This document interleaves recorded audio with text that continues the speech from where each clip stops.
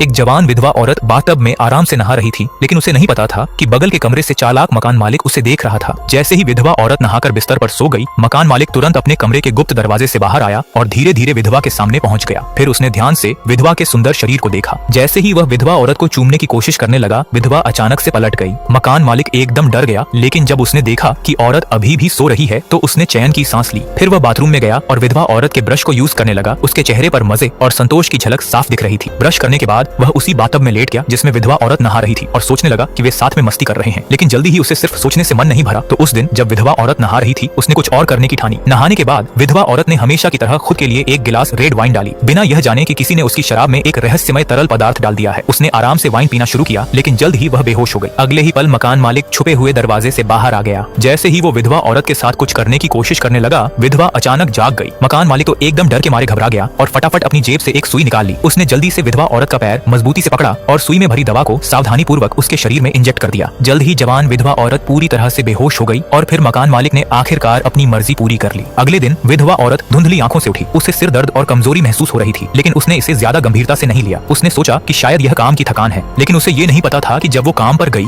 तो मकान मालिक उसके कमरे के सीक्रेट दरवाजे से बाहर आ गया। फिर उसने अलमारी से उसकी कल पहनी हुई ड्रेस निकाली और उसे लेकर उसके बिस्तर पर जाकर आराम से सो गया। वो ड्रेस को अपने पास रखकर गहरी नींद में सो गया। रात में मकान मालिक ने फिर से विधवा औरत की शराब में दवा मिला दी। इस बार उसने पिछली रात जैसी स्थिति न हो, इसीलिए दवा की मात्रा बढ़ा दी और सुनिश्चित किया कि वह जल्दी से बेहोश हो जाए। शराब पीने के बाद विधवा औरत को जल्दी ही नींद आने लगी और वह धीरे धीरे बेहोश हो गई। मकान मालिक तुरंत बिस्तर के नीचे से निकला और फिर उसने विधवा औरत के साथ कुछ ऐसा किया जो बताने लायक नहीं था। अगले दिन जब विधवा औरत उठी तो उसे फिर से सिरदर्द और कमजोरी महसूस हुई। उसने तुरंत सोचा कि कुछ गड़बड़ है और जल्दी से अपने घर के कैमरे की जांच करने के लिए कंप्यूटर खोला। वीडियो में जो उसने देखा उससे उसकी रूह कांप उठी। उसने कभी सोचा भी नहीं था कि उसका इतना सभ्य मकान मालिक उसके साथ ऐसा कुछ करेगा। गुस्से में उसने पुलिस को बुलाने का सोचा, लेकिन तभी मकान मालिक अंदर आ गया। मकान मालिक को शक न हो, इसलिए उसने जल्दी से अपने इमोशंस को कंट्रोल किया और कहा कि उसे कुछ काम की बातें सहकर्मियों को बतानी है। फिर मौका पाकर फोन उठाया और पुलिस को बुलाने की सोची, लेकिन चालाक मकान मालिक ने उसकी चाल को तुरंत पकड़ लिया और उसके पुलिस को फोन करने से पहले ही फुर्ती से उसका फोन छीन लिया। खुद को पकड़े जाते देख विधवा औरत ने जल्दी से भागने की कोशिश की, लेकिन मकान मालिक ने उसे रोक लिया और सुई उसके पैर में चुभा दी। जवान विधवा औरत ने पूरी ताकत से विरोध किया, लेकिन वह एक कमजोर औरत थी और उस बड़े आदमी के सामने टिक नहीं पाई। बस चुटकियों में मकान मालिक ने उसे काबू में कर लिया। मुसीबत के वक्त उसने अपने घुटने से मकान मालिक के कमजोर हिस्से पर जोर से मारा। जैसे ही मकान मालिक दर्द से कराहने लगा, उसने जल्दी से भागने की कोशिश की, लेकिन मकान मालिक ने उसका पीछा किया। खुद को फंसा हुआ देखकर उसने मकान मालिक से लड़ने का फैसला किया और किस्मत की मदद से मौका पाकर मकान मालिक को मार डाला और इस तरह कहानी खत्म हो गई।